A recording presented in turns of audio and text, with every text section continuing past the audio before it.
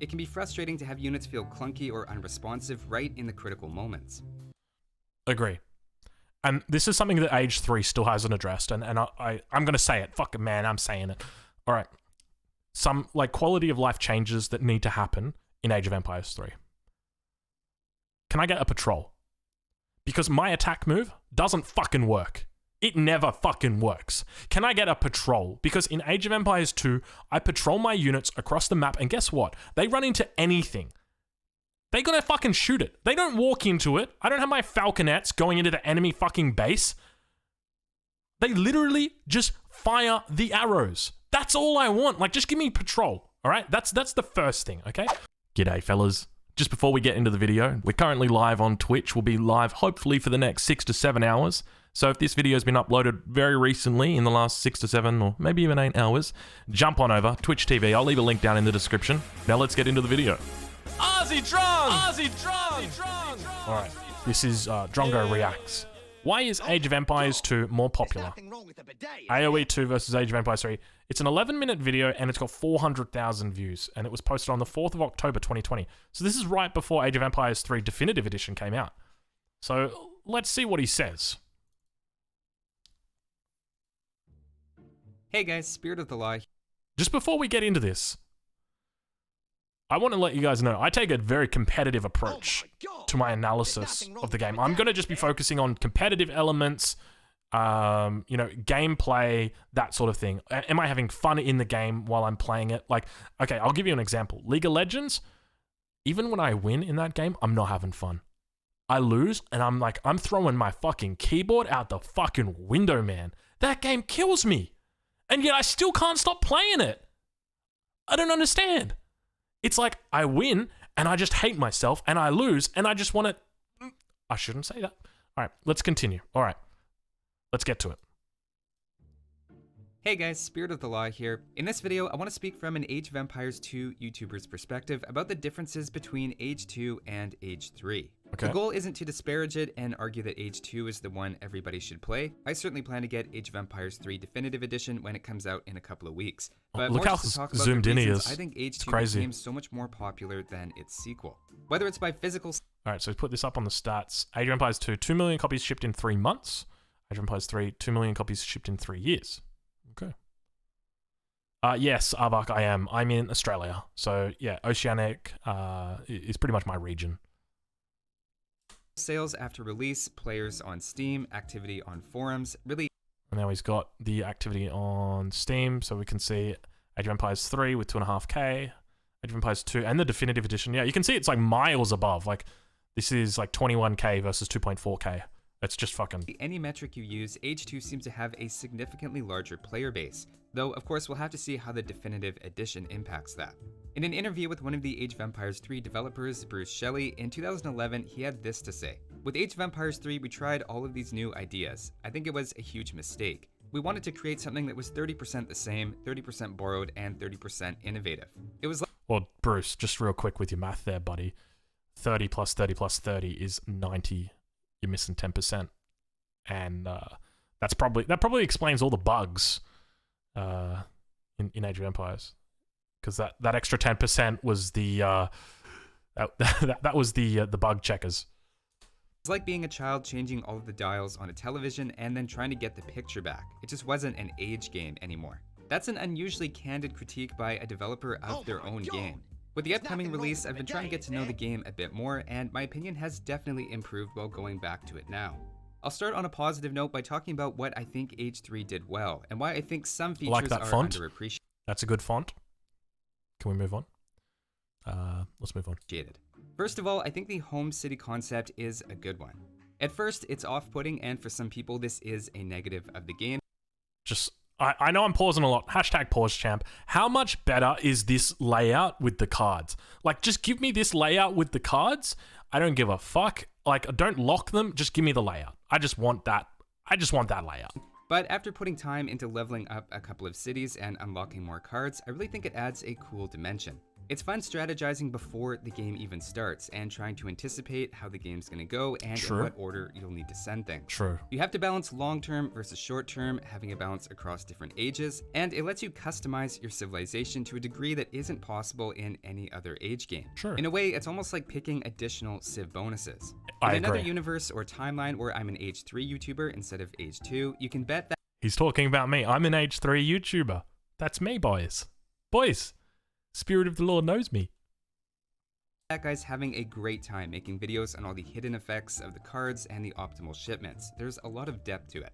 The fact that you have to level up a city from scratch when you play online is a bit of a problem though, and means you need to farm XP and grind until you can actually unlock Very the cards. true. And from what we know, it sounds like Definitive Edition is going to address this.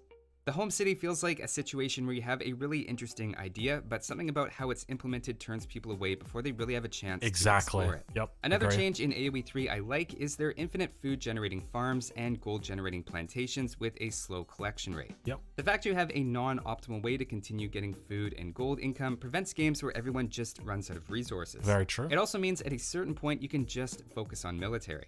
Over its lifespan, Age 2 has been moving closer didn't think about it and like that. closer to this idea, with first the farm reseed button added, and now the automatic farm reseed. At the end of the day, nobody plays these games solely for the eco-management, and once you're up to around 200 population, military management is where I think the player's attention should be. Yeah. I also think the batch unit creation is a nice change, and same thing with the Minutemen. There's a few ways to get units out quickly, which is important given how easily buildings can be taken down and how early raids can happen. Yep. So now let's talk about the things, again, for me primarily. So just wrapping that up, all the things that he said, I completely agree with. Like, obviously, batch training is a really cool thing. The fact that there's Minutemen, these are all like positive things. It gives like the defender an advantage. Batch training speeds up the game instead of doing units one by one by one by one. It addresses the issue of a potentially slow, drawn-out game. So, agree with him completely, everything he said. And also the fact that you've got infinite coin generation. In Age of Empires 2, I think they're called trash wars, which is where you basically just make trash units that are food and wood, because all of the resources on the map have run out, and so now you're just fighting with food and wood. And Age of Empires 3 doesn't have that. You're literally fighting with your most upgraded units until the very end of the game. But I'm sure he'll talk more about that, so we'll visit that. As an Age 2 player, that I think are the weaknesses Age 3 wasn't able to overcome. The first is the time period, which isn't to say medieval era games are automatically cooler than colonial era ones, but more that it leads to some counterintuitive counters. Okay. One might even say counterintuitives. There's a lot to memorize about how some quite similar looking units will interact, and knowledge from other games outside of the franchise won't translate as easily as they do to Age of Empires 2. Okay. In fairness, AoE3 is quite good about being transparent with attack multipliers if you take the time to read them, and AoE2 of course has its share of hidden bonuses and resistance that's unexpected for new players. I'm really glad that he brought this up. This is a great point. So I was playing, now you guys are familiar with the Halberdier. The Halberdier has a base of like, I think it's 28 damage in Age of Empires 3. And it has a 2x multiplier against Cav. It's not a big multiplier. Okay, it's a relatively small multiplier. When you compare it to the Ashigaru, which at a base has 3.5 and can be upgraded to 4.5, or a Pikeman, which has a 5.0 bonus against cavalry, a Halberdier isn't that big. So I was incredibly surprised when my knights my paladins in Age of Empires 2 were dying to the enemy halberdiers so quickly.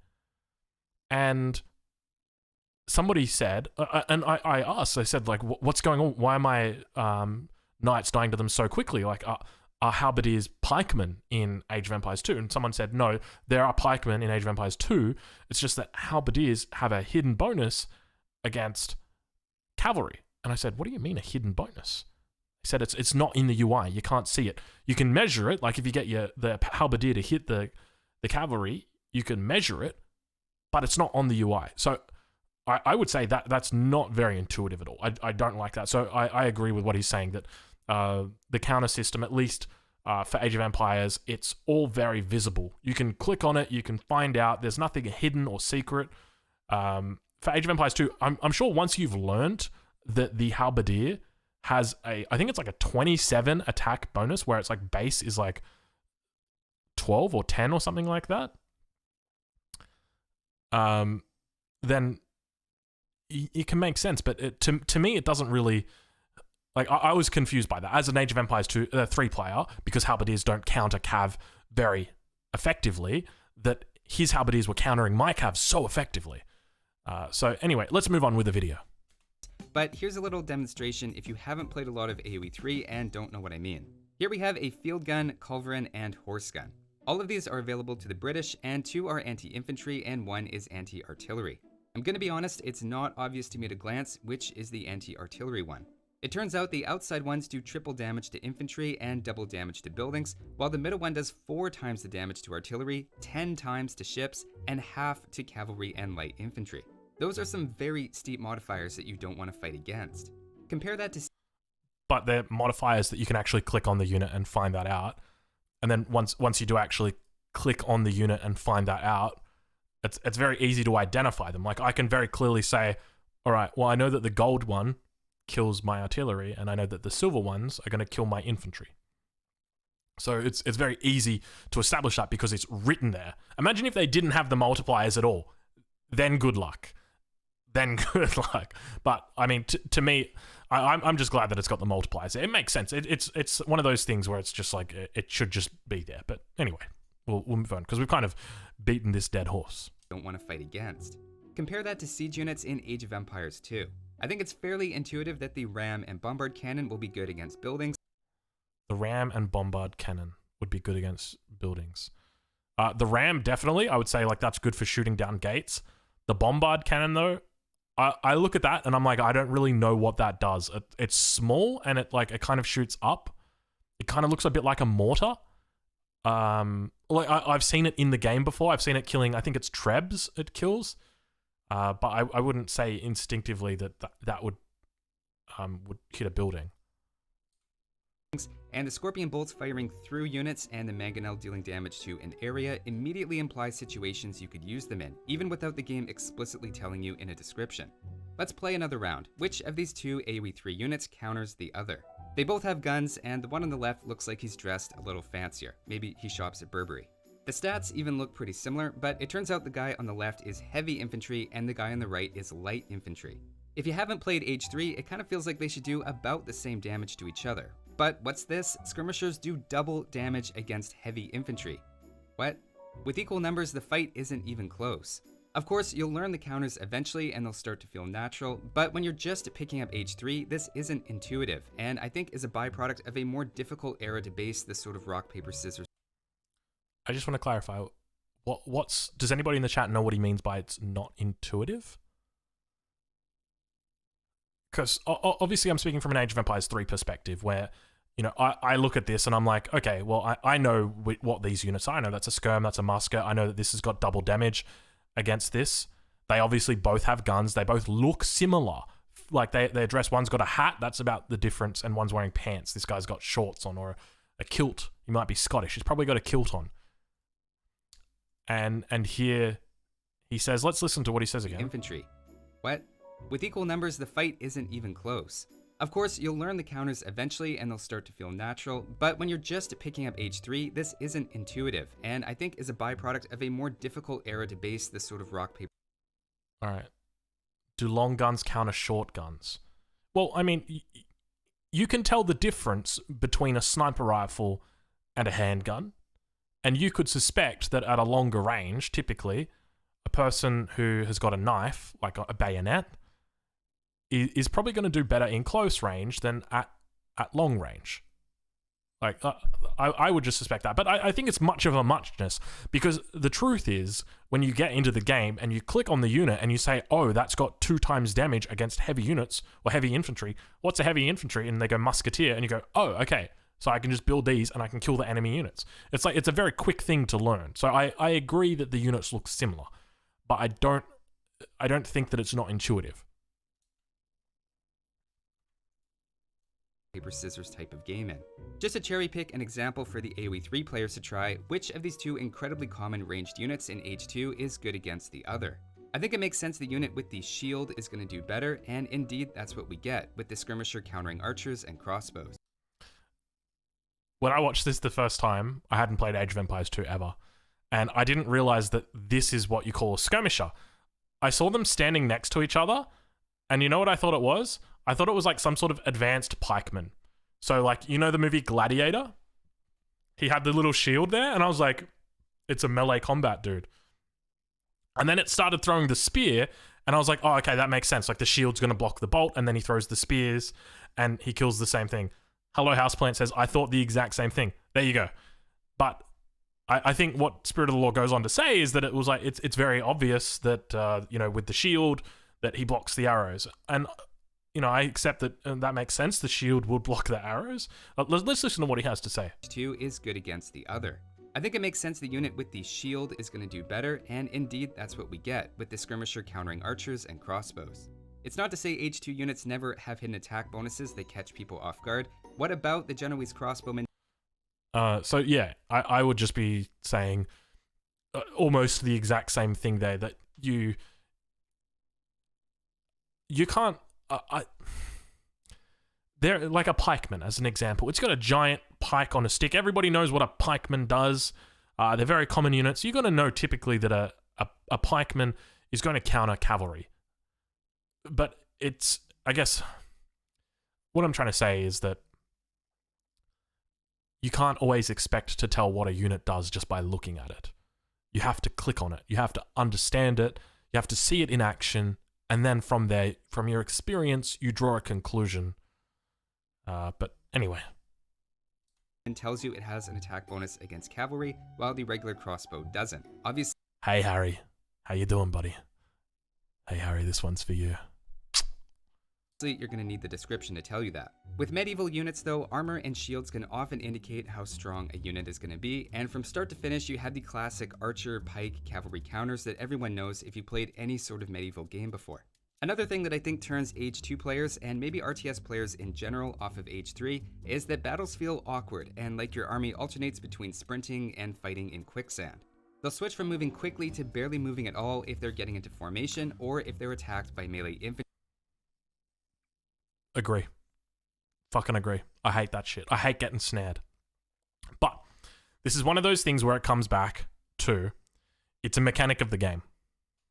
So once you understand the mechanic of the game, which is snaring, then you can play around it. So as an example, we see, I think these are Yarumi that are snaring the musketeers. Called the snare. I don't actually, I've never zoomed up this close before. That's Yarumi, right? But you can, there are ways that you can play around that. So whether that's you move some of your military, put them in melee to the front, or anything like that. But at the end of the day, I agree, snares suck. But they can be used against your opponent as well. It's not just you that can get snared. The shoe is on both feet here. Effect. In Age 2, Micro is really its own minigame, with split formations, pulling in and out of range, and repositioning units when they get into a matchup against a counter unit.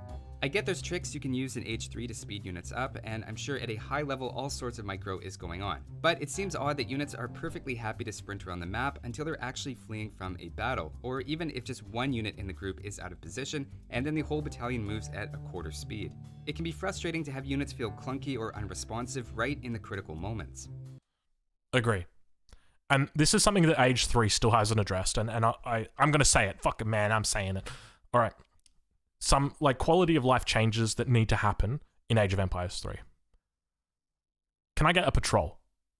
Because my attack move doesn't fucking work. It never fucking works. Can I get a patrol? Because in Age of Empires 2, I patrol my units across the map, and guess what? They run into anything.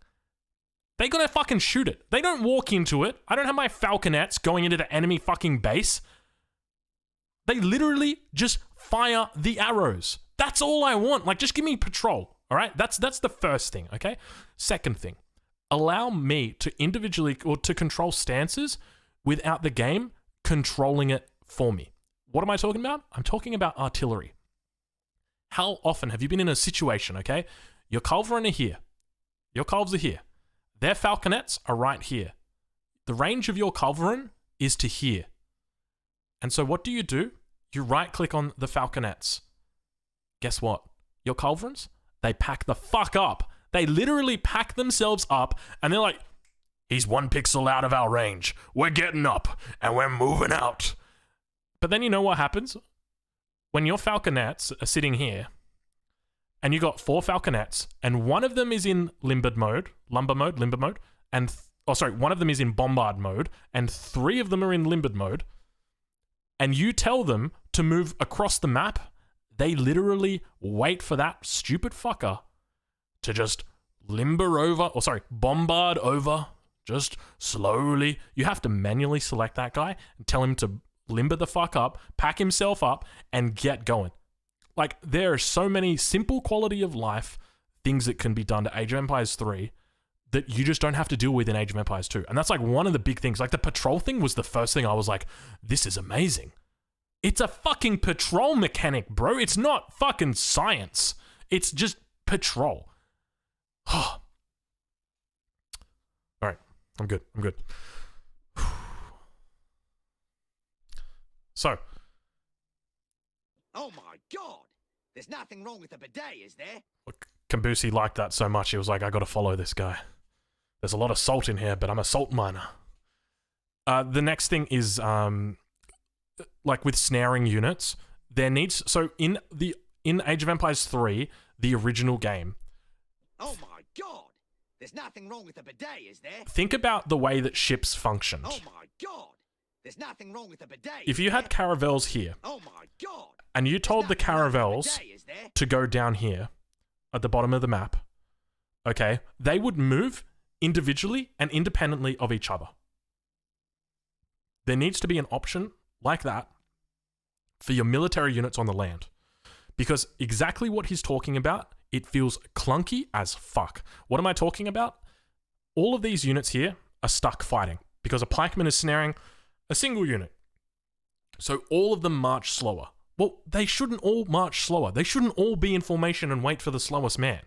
He gets stuck behind. If he gets caught in quicksand, we don't go down with him. We fucking march onward. And still, it's like, it's not a thing. It's a thing on the sea. In the original game, it was a thing on the sea. If someone got stuck behind, that was fine. Just leave him, throw him to the dogs. But in Age of Empires 3 on the land, it's just not possible. You've got to manually tell... you've got to manually tell this guy here, you stay back and we're going to select everybody else and move them down. So... all right. Spirit of the law. You're on the money with this one.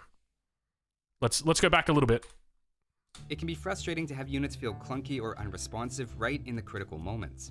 You also end up being doubly punished by taking a bad fight when slow movement forces extra losses during a retreat, and it creates a snowball effect after one poor engagement. True. The snowball effect of battles is just one contributor to another big difference though, which is the pace in Age 3 is much faster. True. You typically advance to the second age in about half the time with a much more simplified first age, train True. a large army much faster in batches, True. and ultimately don't really have time to get invested in your town before the fighting starts. True. I understand wanting a faster pace, and certainly there is an extended Dark Age in Age 2 that is going to turn some people off, but I think that emphasis on early action comes with a downside. I can't find the source now and hope I'm not misremembering it, but I recall a developer for Age 1 or 2 in an interview said something to the effect that they very intentionally wanted to make the game feel like you've built something and you have some ownership over it. When your town is attacked, you want to defend it because you made it. You're invested in having it prosper and that this is by design. Just before we finish this, can I just start by saying, oh boy. Oh boy. Oh boy. All right, let's hear what he's got to say. That sort of emotional investment takes time, and in Age 2 you spend the first 10 minutes or more with just you and your city, placing buildings and planning where you'll expand into. Until someone fucking drushes you. In fact, most people's first hour with Age 2 is just playing it as a city builder. In Age 3, maybe I'm exaggerating a bit, but it feels like you can be 10 minutes into the game and have a town center, 3 houses, 1 military building, maybe a market, and that's it. Half your villagers are across the map following a buffalo herd, and most of your attention is on the 2 or 3 skirmishes that have already happened. The lack of drop-off points and houses giving double the population space means you often have less than half the buildings you would in Age 2, and takes away from that empire planning and personal investment in your town. One solution to that, of course, is to play Treaty, where players can't attack for a period of time and can focus on their economy a bit more. Next, I want to touch on some of the more philosophical... Right. So this is a very emotional point, I would say. He obviously places quite a high emphasis on that sort of emotional connection Oh my god! and base building. And he's actually pointed out treaty. So I know that we've got some really skilled treaty players on the scene at the moment. A great one is obviously Floco. And I've watched him stream many times, and there's nothing more important in treaty than the layout of your base. Getting everything perfect. You just play SimCity, and you spend 40 minutes doing it. For me personally, though... Oh my god! There's nothing wrong with the bidet, is there? I'm not there to build an emotional connection with my city. I'm there to crush noobs and get those fucking pixel points. That's what I'm all about. And the fact that in Age of Empires 3, I can do that faster, I can have people resigning in 5 minutes against me, it just makes me...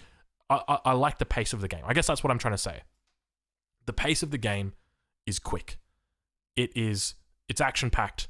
And one of the things that we've seen in RTS games, and I would even argue that it's somewhat been the death of RTS games that this has happened, is the pace of games in RTS is too long. So we've seen this in StarCraft 2 as an example. So in StarCraft, in the original StarCraft, you would start off with like 4 workers. Okay, and then when StarCraft 2 came out, it changed to 6 workers. And then there was a point in StarCraft 2 where they said, you know what? The first like 2 minutes of the game are just people doing the exact same thing and just like going from 6 workers to 14 workers. And then so you know what they did? They're like, fuck it. We're just going to give everybody 14 workers. So in Age of Empires 2 at the moment, there's a big tournament going on. It's called the Red Bull 3. So for anybody who hasn't seen it, it's a $30,000 tournament. It's sponsored by Red Bull. It's the Wololol tournament. And what they're doing is actually called Empire Wars. So if we just Google Empire Wars AoE2, you'll see it's a different game mode than normal. How do they describe it? It's a new game mode exclusively introduced into Age of Empires 2 Definitive Edition. In Empire Wars, players start with a small town and economy. All players start in the feudal age. So that's... Oh my god! There's nothing wrong with the bidet, is there? That's the second age, with 27 villagers already working on farms, chopping trees, and mining gold. Economic buildings and a barracks are also provided to help you build up through the early stages of the game.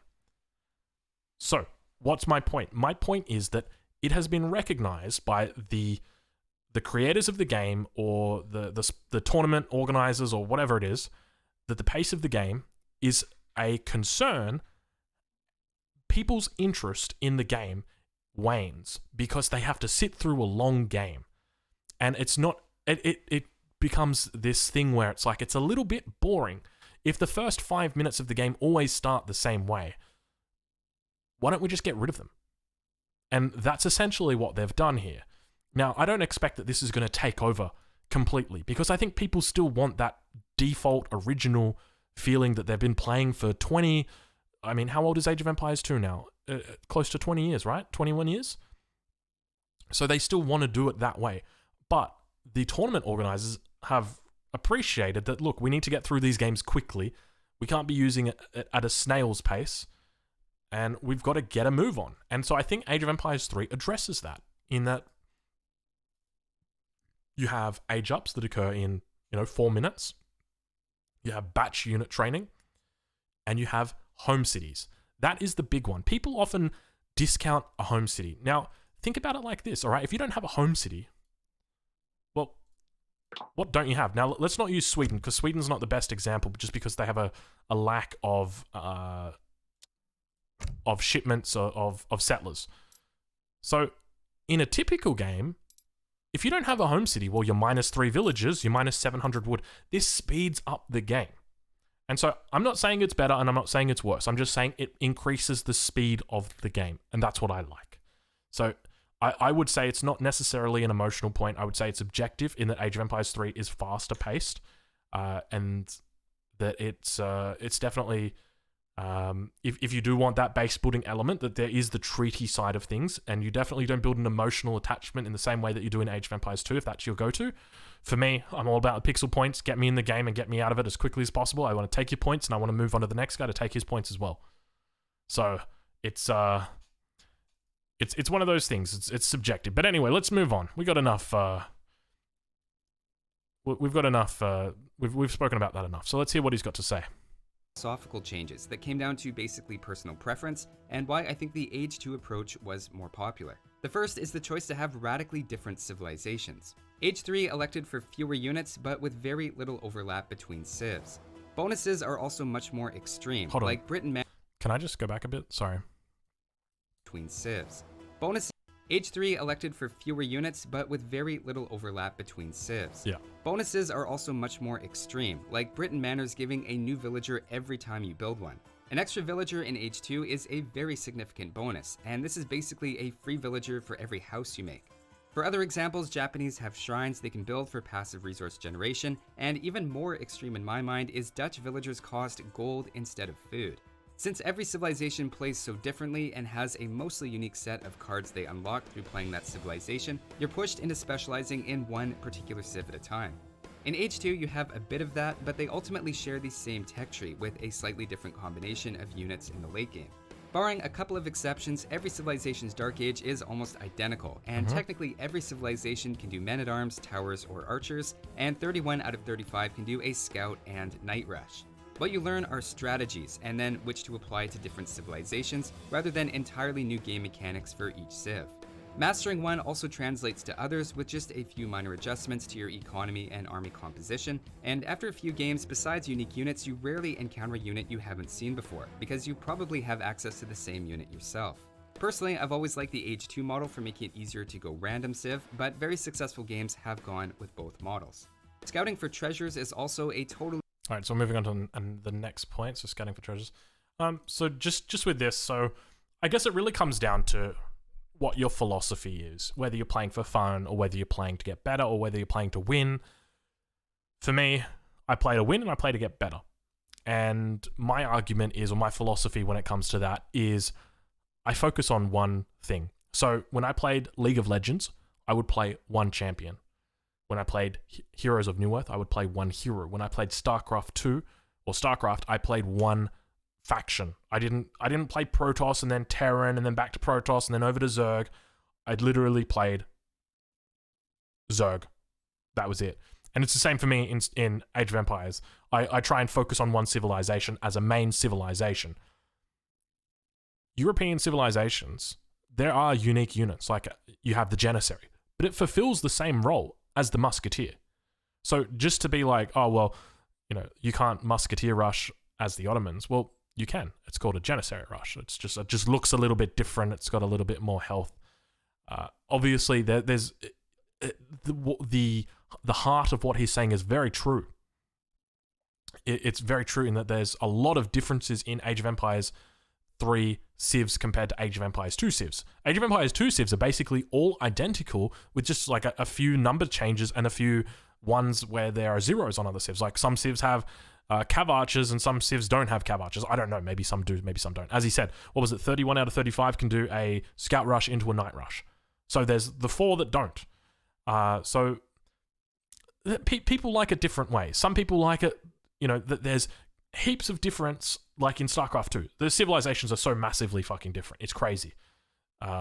Whereas like in Age of Empires 2, all the civs are the same. So I think it comes down to... Oh my God! There's nothing wrong with the bidet, is there? Personal preference. But I'm trying to think of what like the main points were in his video that really... Yeah, I guess that's few faction versus many factions. To be honest, I kind of like the way that Age of Empires 2 does it, in that it's got the it's got so many factions. As he said, like it makes random a bit more fun because it's like it's actually random. Because not that it's actually random. I mean, there's 16 civs in Age of Empires 3. It's just like it feels like it's more fun when there's 36 or 38 civs, which is what they get now. So unit yourself. Let's keep going. Personally, I've always liked the Age 2 model for making it easier to go random civ, but very successful games have gone with both models. Scouting for treasures is also a totally different direction and has some divided opinions. I get the idea of wanting to make sure maps are balanced and consistent, but still add an element of luck with treasure. In my mind, it's a preference thing, and I think ties in with the simplified early economy, which might otherwise leave you with not a lot to do. Again, it's time and attention players are spending exploring and not connecting with their growing town. All right, so a couple things here. First, RNG. I don't like RNG. I don't like the fact that I can spawn on New England with an 80 food treasure in my base, guarded by 2 bears, and a 100 food treasure guarded by 2 outlaw riflemen, and my opponent gets like a single coin treasure. I don't like that. Like, RNG is a thing that I want to avoid at all costs. And obviously treasures have RNG, but it's important to understand that when it comes to treasures, that it sort of goes both ways. Sometimes you get really good treasures and sometimes you don't get really good treasures. So it's kind of luck of the draw. But then it comes back to RNG. You look at Age of Empires 2, there's RNG in map spawns. You know, I was watching Dort or Doubt play earlier, Age of Empires 2, and he had an incredible spawn because he just needed to wall like 3 small choke points. His wood lines were perfect. They all like touched the sides and it was perfect. He had this nice little pocket. So it's like RNG is this thing that's very difficult to avoid. And I think that with this, in this regard, I concede that treasures do that. And what he said is correct in that it makes up for an otherwise boring early game. Like, imagine if you were just herding in the early game. How fucking boring would that shit be? And scouting. It would be terrible. When I'm playing Age of Empires 2, man, my APM is going fucking ham. I've got to do so much shit. I'm luring a boar. I'm building a house. I'm building a mill. I'm making sure the fucking villager doesn't die while I'm luring the boar. And then I'm putting all my vills in the TC, shooting the boar, making sure the boar doesn't die from the TC fire. Then like getting my vills out. I'm fucking going ham. I'm walling at the same time. I'm getting drushed. I'm quick walling. There's a lot of APM that's going on. And that's like minute 5 in the game. Compared to Age of Empires 3 at minute 5, like I'm dropping Iraqs and I'm shipping something from the home city. That's it. So I agree that like treasures definitely help increase apologies to anybody wondering what RNG is: random number generator or randomness. So whether that's whether your coin treasure is 10 coin or whether it's 50 coin. It's whether you get a wood treasure on your side or whether it's on the enemy side, that sort of thing. There are other differences, of course, like the campaigns, map size, user interface, and artificial limits on building and villager numbers, but none of these ever seem like major issues to me. Smaller, rounder maps are played on Age 2 just fine in both the map pool and in tournaments, so it's obviously not a deal breaker. I've been asked quite a few times what I think of Age 3, and the truth is it's grown on me recently the more I've played it. I'd never put more than 5 or 10 hours into the game for the reasons I've talked about, but having put in another 15 to 20 recently, I'm starting to appreciate some of the things that I initially didn't like. I don't think the game suffers from a lack of content or is necessarily too simplified, but was hurt more by a lack. Can we just go back and appreciate that macro for a second? That's 10,700 food and 457 coin. Or is necessarily too simplified, but was hurt more by a lack of. We've all been there. I was doing the exact same thing with with Frank on Age of Empires 2. I had like 4,000 wood stocked up. Whew. Accessibility. I think Age 2 has similar depth, but is more friendly to learn in comparison. Look at those falconets. And as a result has built the larger following. So those are just my thoughts on Age 3 heading in. Hold on, let's just go over that last part. To learn. Having put in another 15 to 20 recently, I'm starting to appreciate some of the things that I initially didn't like. I don't think the game suffers from a lack of content or is necessarily too simplified, but was hurt more by a lack of accessibility. I think Age 2 has similar depth, but is more friendly to learn in comparison, and as a result has built the larger following. So those are just my thoughts on Age 3 heading into Definitive Edition, which I haven't played, but am looking forward to. When he says easy to learn, I don't know exactly what he's talking about. Whether if he's talking about the base building stuff, then maybe. But as an Age 3 player who's gone over to Age 2, I tell you what, it's fucking hard. It is like, I don't know what level he's talking about. Like if he's talking at the beginner level, then it might be more accessible. I think it's much of a muchness. But from a competitive standpoint, I can tell you right now, I'm using a fuckload more APM playing Age 2 than I am playing Age 3. Oh my god! There's nothing wrong with the bidet, it goes through the roof. When I'm playing Age 2 and then I come back and play Age 3, I feel like I'm a micro god. I'm like sitting there, I'm like going to Explorer and to my fucking, my TC. It feels like I'm playing off my fucking chops. Ace 50 says, but you play Swedes. Yeah, mate, I'm going from torp to torp. I'm checking that all the torps are, you know, on the coin mines. I'm just fucking... Torps go... APM, actions per minute. Every click I make. Every key I stroke. Well, I stroke something else, but I probably shouldn't mention it. This is a PG show. But yeah, that's what APM is. So APM is basically... how fast you're playing, how fast you're clicking, how fast you're moving your hands and all that sort of stuff. Like what you're interacting with. Torps go brrr. Yeah. Sorry, Desi. I know I sometimes use things. What are the acronyms or initializations? So yeah. But I would say in this instance that like Age 2 is fucking hard, man. I would just say that, and at least at a competitive level compared to Age 3 in the beginning. And Oh my god! maybe There's nothing wrong with the bidet, is there? maybe I'm biased in that I've played Age 3 for fucking 15 years, and so it's like breathing to me. I don't even have to think about it. I just like, you know, I queue a villager without even thinking about it. It's just so simple. So maybe there's a bias in that, but I would say like Age 2 hands down is just micro intensive as fuck in the early game. Even in like most of the game, it just feels very micro intensive with like the camps. You got to be replacing lumber camps all the time. Yeah, they've made a few improvements over the recent one. Over like the recent years, like as he was saying on earlier with the farms, you don't have to reseed farms anymore, so you don't have to waste APM on that. But it's very, very much APM intensive. So let's go back a little bit and just talk about Harrison, and as a result has built the larger following. But those are just my thoughts on H3 heading into Definitive Edition, which I haven't played but am looking forward to. Shout out to Connor, Jean-Paul, Drew, Brian, Gabe, Healy. Okay, so one of the things he said was that he thinks that the accessibility is responsible for the player base. Now, he brought up some stats in the beginning of the game, which... So this video is actually titled, Why is Age of Empires 2 more popular? So he brought up some stats in the beginning of the game which had sales numbers. So let's see if we can find that here. And that's Bruce Shelley's quote. I think it might be the very beginning.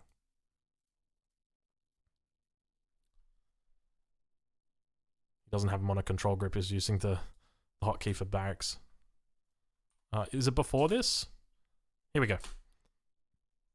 Age of Empires 2, 2 million copies shipped in 3 months. Age of Empires 3, 2 million copies shipped in 3 years.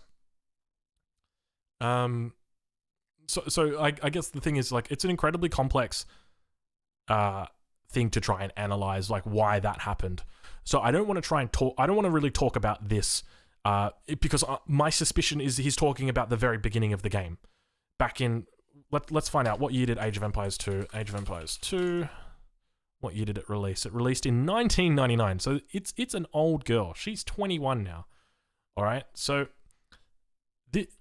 1999, a lot of people don't know, but this was like the heyday for RTS games. You've got StarCraft, you've got Dark Reign, you've got Total Annihilation, you've got Age of Empires 2. There's literally just absolutely so many RTS games that are popping off, and they're incredibly popular. It was insane. It was just the fucking golden age of RTS games. It was so good. By the way, for anybody wondering, Total Annihilation, this is the best game of all time. So 10 out of 10 on Steam, 96. The 4% who liked it are Age of Empires 2 fans. The 4% who disliked it, rather. So that was back in 1997. But anyway, I digress. So I guess my point is that it's difficult to analyze this. So I'm going to focus more on the recent thing, and sort of my hypothesis at the moment is that Age of Empires 2, for many people, came in a cereal box. Age of Empires 1, for me, came in a cereal box. I don't remember what cereal it was, whether it was Cocoa Pops, whether it was Fruit Loops. It came in a cereal box, and I played it on my Hewlett-Packard with the big CRT monitor. And I played the shit out of that game. Like, it was crazy.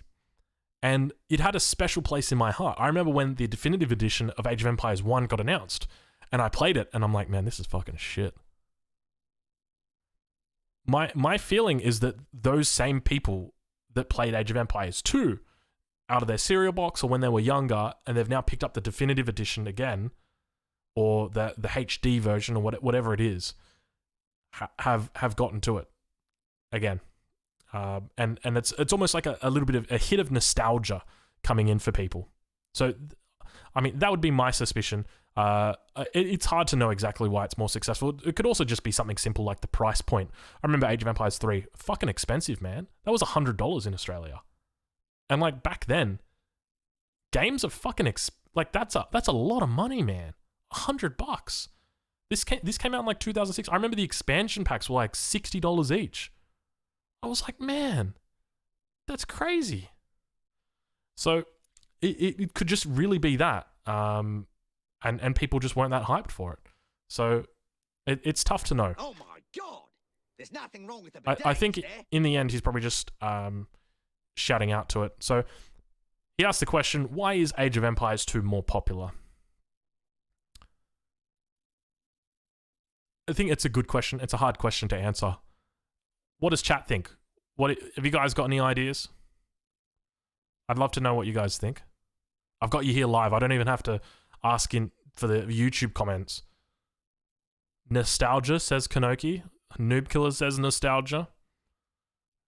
Nostalgia, definitely, says Jack. Gagoot says it's not nostalgia. Harrison says you enjoy the game, or you enjoy the game that you play more. Mido says a lot of people were expecting Age of Empires 3 to be like Age of Empires 2 when it came out. And because it was so different, a lot of Age of Empires 2 players hated it a lot and spread the word that it was terrible. You know, Mido, I agree with that completely. That I think you're on the money definitely with that. One of the big things that I think alienated a lot of people, and it frustrates me because it was such an easy fix, was the fact that you had to level home cities, and it put you at a significant disadvantage if you hadn't leveled your home city, because there were cards that you needed to have access to. And it meant that from the get-go, somebody who was playing the game brand new was at a disadvantage straight away. So if you could have just taken that away, I think that less people would have been alienated by that. They would have come into it and they said, you know what, I like it the way that it is now, where I've still got levels. I can still track, you know, I'm level 102 Swedes, don't mind that. But I'm level 5 Russians. I can still get cosmetics with it. I don't care too much about cosmetics, but it's one of those things. Some people do care about that. So home city leveling still exists for a reason. But now at least we're all on a fair playing field. And I feel like if Age of Empires 3 There's nothing wrong with the bidet, is there? had gone to launch in the same way that the definitive edition has, that maybe we would see similar numbers to Age of Empires 2. Just that simple thing. Just because it creates such an animosity for the user to go, I can't believe this. You know, just because he's played 100 games means that he's got an advantage. I can only ship 2 villages. He gets to ship 3. Like, how is that fair? I'm not playing this stupid game. Fuck off. And then they just go. So I think like that's a big thing. I think a lot of people were a bit afraid of the home city. Not really appreciating it for the customization options it had.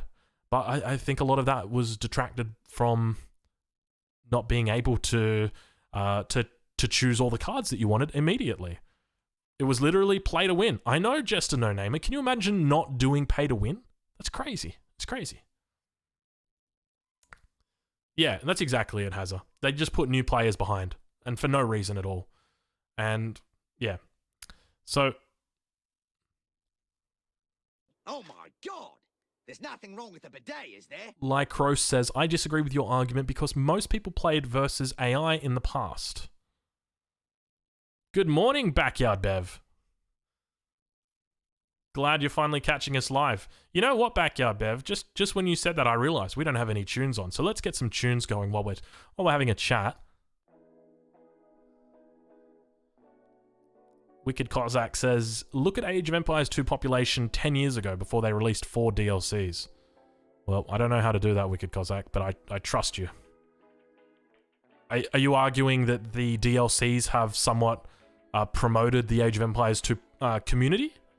And that by having support for the game from a developer, that perhaps that would also promote the growth of the community? Because the community would feel like the developer cared about them and that they could invest their time in that game because they knew it would be regularly updated. You're arguing that Microsoft completely neglected Age of Empires 3 for 15 years?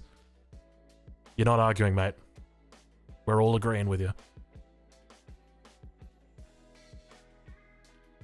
But, hey, think about it like this, alright? We're in the golden era of Age of Empires 3 right now. This is it. This is like we're peak Age of Empires 3. You think it's great now? It gets better, baby. From here on in, like it only gets better from here. The content creators are coming out in full force. There's a whole range of tournaments that are coming out. So for anybody who doesn't know, on our Discord, we have a whole... We've got... Oh gosh, sorry. There's nothing wrong with the bidet, We've got a whole... I probably just exposed someone. Sorry if I did that. I think that was Yukinoki. Got a whole section now just for tournaments. So I suspect this is going to start to get pretty packed out. So far, we've only got a 2v2 treaty tournament. Now, keep in mind, these are not run by me or members of this Discord. Okay? These are just people who are posting it. Oh, hold on. That's been deleted. All right. Anyway, we'll get to that later. So... Age of Empires 3 is like, we're heading into a golden age right now. We've got heaps of support from the developers, active patches, they're bug fixing, they're balance changing. They're doing everything that we need to turn this game into a game that is going to have a thriving and active community. Active patches, only 8. How many patches have we had already? This game has been out for less than 3 months, and we've had content patches. 4? 5? 5 content patches? Dwelshi asks, if Age of Empires 4 is just vastly superior, do you reckon you'll make more of a bigger switch? It depends, Dwelshi. It depends on what the community is feeling. My suspicion is that a lot of people are going to be switching to Age of Empires 4 as a permanent thing. Even those people who play Age of Empires 3. I know that there's still those loyal fans that'll probably still keep logging into Age of Empires 3, even though Age of Empires 4 is out. I guess for me, I'm always excited by the idea, the prospect of a new game. And Arvark says... Sorry, I've just missed your comment, Arvark. Age of Empires 3 is way too good right now. The only downside that I can think of is the RNG factor and the bugs. But that's fixable. Yeah, I agree. The balance is in such a good place. For anybody who didn't see me do the balance video, I did a balance video yesterday. Let's see if I can bring it up. Your channel. I've just put it up on YouTube, just because I think it's one of those things that's very highly requested. But balance right now is incredibly good in 1v1. We're looking at balance. I think the final balance... Yeah, here we go. Hold on. This is what the final balance looks like. You've got all of these civs up here that are competitive at the top level. Every single one of these civs. And to be honest, even these civilizations can... they've got good matchups. So... We're in this is peak Age of Empires 3. It only gets better from here.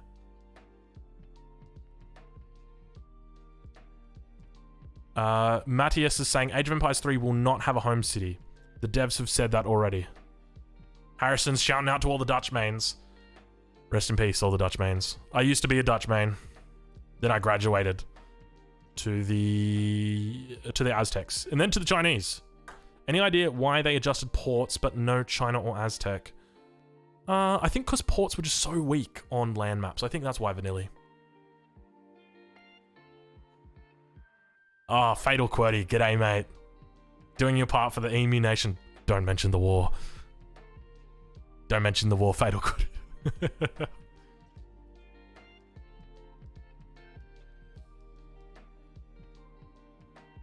So, look, all in all, I think it's hard to know the reason why Age of Empires 2 is more popular.